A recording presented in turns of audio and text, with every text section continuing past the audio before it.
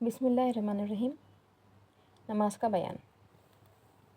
ناظرین، جتنے لوگوں نے بھی اب تک ان ویڈیوز کو دیکھا ہے، لائک کیا ہے، شیئر کیا ہے، سبسکرائب کیا ہے، تہ دل سے ان کا شکریہ۔ جزاک اللہ فی الدارین، جزاک اللہ خیر و احسن الجزا فی الدارین۔ اللہ تعالیٰ آپ کو بہترین جزا عطا فرمائیں۔ ان نیکیوں کے بدلے اللہ تعالیٰ آپ کو عافیت والی بہت ساری خوشیاں نصیب فرمائیں، آمین۔ جہاں تک ہو سکے زیادہ سے زیادہ ان آنے والے ویڈیوز کو بھی شیئر کیجئے، لائک کیجئے، سبسکرائب کیجئے اور آگے بڑھائیے گا، اور ہمارا ساتھ دیجئے گا اور ہمارے ساتھ جڑے رہیے گا۔ نماز کا بیان۔ اللہ تعالیٰ کے نزدیک نماز کا بہت بڑا مرتبہ ہے۔ کوئی عبادت اللہ تعالیٰ کے نزدیک نماز سے زیادہ پیاری نہیں ہے۔ اللہ تعالیٰ نے اپنے بندوں پر 5 وقت کی نمازیں فرض کر دی ہیں۔ ان کے پڑھنے کا بڑا ثواب ہے اور ان کے چھوڑ دینے سے بڑا گناہ ہوتا ہے۔ حدیث شریف میں آیا ہے کہ جو کوئی اچھی طرح سے وضو کیا کرے اور خوب اچھی طرح دل لگا کے نماز پڑھا کرے، قیامت کے دن اللہ تعالیٰ اس کے چھوٹے چھوٹے گناہ سب بخش دے گا اور جنت دے گا۔ اور ہم جتنے اچھی طریقے سے وضو کریں گے ناظرین، اللہ تعالیٰ ہمارے تمام گناہوں کو بھی اس وضو کے پانی کے ذریعے جھڑا دے گا۔ اور حضرت صلی اللہ علیہ وسلم نے فرمایا ہے کہ نماز دین کا ستون ہے۔ سو جس نے نماز کو اچھی طرح پڑھا اس نے دین کو ٹھیک رکھا، اور جس نے ستون کو گرا دیا یعنی نماز نہ پڑھا اس نے دین کو برباد کر دیا۔ یعنی ایک گھر بنانے کے لیے پلر کی ضرورت ہوتی ہے۔ پلر کو ہم گرا دیں گے تو ہمارا گھر خود بخود، چاہے بلڈنگ ہو، چاہے کتنی منزل ہو، وہ گر جائے گی۔ اسی طرح دین کا ستون ہے نماز، دین کا پلر ہے نماز۔ اگر یہی نہ ہوگا تو پھر تمام کا تمام دین برباد ہو جائے گا۔ اور حضرت صلی اللہ علیہ وسلم نے فرمایا کہ قیامت میں سب سے پہلے نماز ہی کی پوچھ ہوگی، اور نمازیوں کے ہاتھ اور پاؤں اور منہ قیامت میں آفتاب کی طرح چمکتے ہوں گے۔ یعنی آفتاب کی طرح نمازی کا چہرہ چمکے گا۔ تمام لوگوں میں جو نماز پڑھتے ہوں گے ان کے چہرے علانیہ پہچانے جائیں گے، اتنے نورانی ہوں گے، اور بے نمازی اس دولت سے محروم رہیں گے۔ اور حضرت محمد صلی اللہ علیہ وسلم نے فرمایا کہ نمازیوں کا حشر قیامت کے دن نبیوں، جو نماز پڑھیں گے ان کا حشر نبیوں، شہیدوں اور ولیوں کے ساتھ ہوگا۔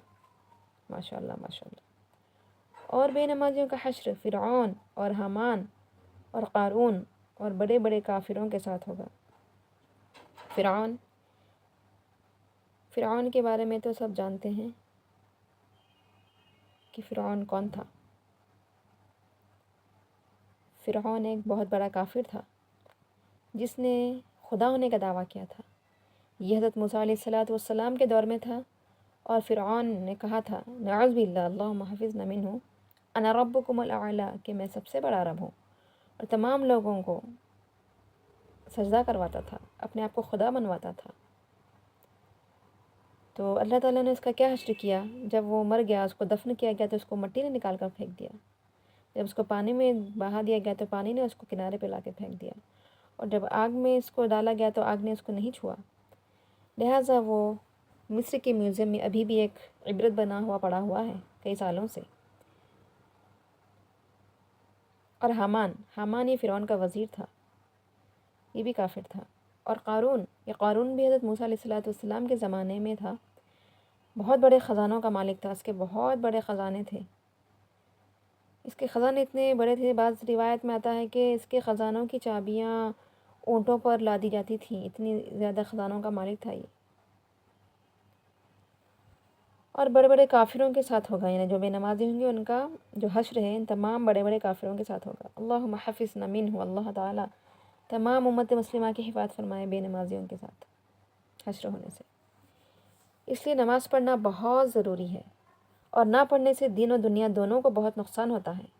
اس سے بڑھ کر اور کیا ہوگا کہ بے نمازی کا حشر کافروں کے ساتھ کیا گیا، بے نمازی کافروں کے برابر سمجھا گیا۔ خدا کی پناہ، نماز نہ پڑھنا کتنی بری بات ہے۔ البتہ ان لوگوں پر نماز واجب نہیں، یعنی مجنون پر جو دیوانہ ہو گیا، اپنے ہوش و حواس کھو بیٹھا ہے، اس پر بھی نماز واجب نہیں۔ اور چھوٹی لڑکی اور لڑکا جو ابھی جوان نہ ہوئے ہوں، نابالغ لڑکا لڑکی ہے جو ابھی شعور کو نہ پہنچے ہوں، بالغ نہ ہوئے ہوں، ان پر بھی نماز فرض نہیں ہے۔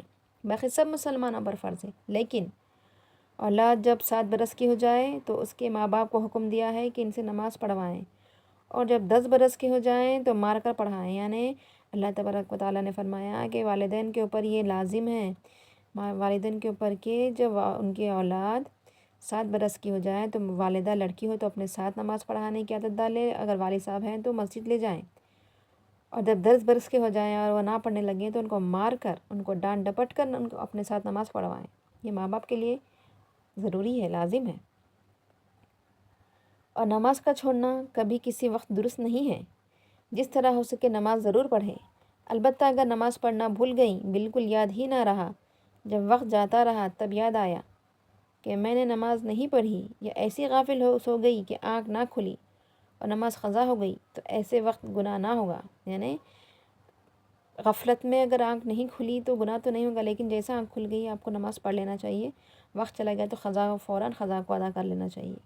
لیکن جب یاد آئے اور آنکھ کھلے تو وضو کر کے فوراً قضا پڑھ لینا فرض ہے۔ البتہ اگر وقت مکروہ ہو تو ذرا ٹھہر جائیں تاکہ مکروہ وقت نکل جائیں۔ اسی طرح جو نمازیں بے ہوشی کی وجہ سے نہیں پڑھی، اس میں بھی گناہ نہیں، لیکن ہوش آنے کے بعد فوراً قضا پڑھنی چاہیے۔ یعنی اچانک کوئی اگر بے ہوش ہو گئے اور نماز نہ پڑھے، بے ہوشی کی حالت میں چند گھنٹے گزرے، کئی نمازیں قضا ہو گئی، 2-3 نمازیں یا ایک نماز قضا ہو گئی، تو جیسا وہ ہوش میں آ گئی اس قضا کو بھی پڑھ لے اور اس نماز کو بھی پڑھ لے جو اس کا وقت نماز کا باقی ہے۔ ایک بات اور سوتے رہیں، ہم نیند میں رہیں اور ہماری آنکھ نہیں کھلی تو بھی ہم کو جیسا آنکھ کھل گئی ہے نماز پڑھ لینا چاہیے، کیونکہ نماز کسی صورت میں معاف نہیں ہے۔ اگر ہم نماز پڑھنے کی طاقت نہیں ہے، ٹھہر کر نہیں پڑھ سکتے، طبیعت خراب ہے تو بیٹھ کر پڑھیے، بیٹھ کر نہیں پڑھ سکتے تو لیٹ کر پڑھیے، لیٹ کر بھی نہیں پڑھ سکتے تو اشارے سے سر ہلا کر پڑھیے، وہ بھی اشارہ نہیں کر سکتے تو آنکھ کے اشارے سے پڑھیے، لیکن نماز تو پڑھنا واجب ہے، فرض ہے۔ اور اس کی سب سے بڑی سیکھ تو ہمارے پیارے نبی کے پیارے نواسے حسین رضی اللہ تعالیٰ عنہ نے دی ہے کہ اتنی بڑی جنگ جو جاری تھی اس میں بھی آپ نے نماز پڑھ کر نماز کی اہمیت کو اجاگر کیا ہے کہ نماز کی کیا اہمیت ہے۔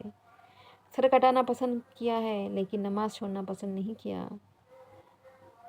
تو ہم امت مسلمہ ہیں تو جہاں تک ہو سکے ناظرین نماز پڑھیے اور اپنے اولادوں کو نماز پڑھانے کی عادت ڈالیے۔